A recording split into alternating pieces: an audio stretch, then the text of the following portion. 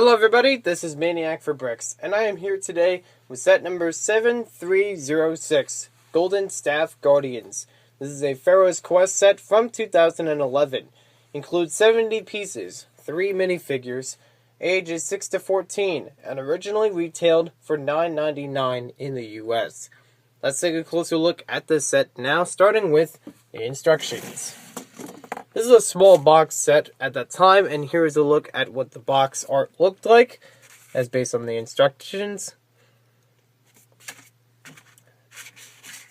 As far as the build for this set, it's pretty simple in terms of all the components that you get to build it, and the good mix of pieces allows it to be an easy build.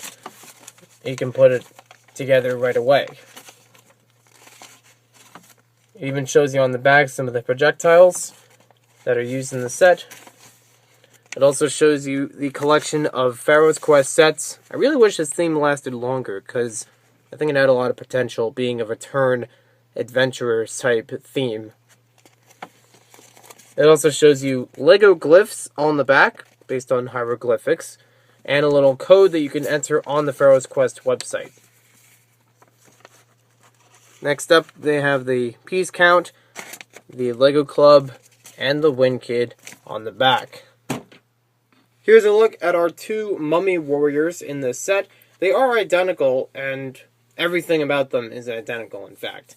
They do have different faces, only because both mummies have alternate sides of their heads.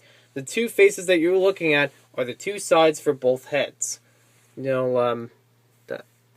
So, as far as details, they are identical, so you can make them as an army if you wanted to, but nothing that really separates them from each other, except for the face details.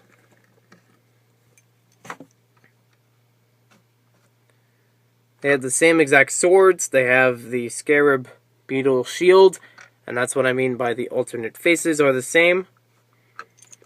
So they encourage on the box, I think, that you change the faces, but in the instructions they show they are the same face. And do another spin with the headdress on them. Since they're warrior figures, I don't mind that they're exactly the same. They are intended to be part of an army, and we don't know anything about the specific characters, before they were mummified, so I think it's okay that they look similar. Next up, we have MacLeod. He is kind of the engineer of the expedition in Pharaoh's Quest. He is only featured in 2 sets, and this one is the cheaper of the 2 sets. He's got some really nice torso printing, and I really like the torso that's used with him. I also like how on the back of the torso it links to the pants in a way, because he has those jockstrap kind of details. He only has one side to his face, and you probably recognize that face from some of the Lego City sets, which he was later used in. He also has a nice pair of brown pants, and I haven't just seen that in that brownish color very many times. The reason why he's wearing a helmet is because he's riding a motorcycle in this set. It's one of the smallest, if not the smallest, of the adventure type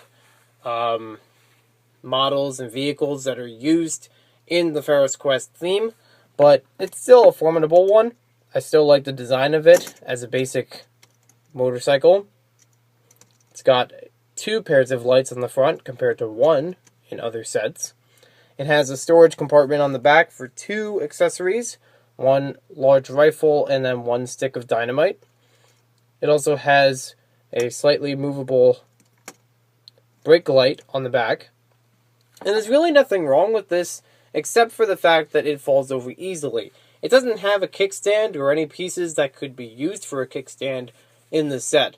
So that's something that I don't really like about this, because with my Lego motorcycles, I like to see them roll and not have to fall over on their own, just from that little bit of imbalance, or I think it actually worked well that time. For the mummies, we got this small shrine that shows a golden staff on it. This is the same golden staff that is later on used for Loki in some of the Avengers sets, just without the small peak on the top. This is a pretty nice looking shrine, just to cover the basics. And you can see why we have a projectile in this set. The reason why that piece is sticking out is so that you can push this off of the stand. And MacLeod can go and catch it, run away, and try to assemble the treasure. The idea of the theme, if you don't recall, was that the Pharaoh was trying to collect all the treasures and try to recreate the world in his own image, and by combining all the treasures together. So, as adventurers and explorers, MacLeod is one of them to, retrieve the treasures before the mummies and the Pharaoh.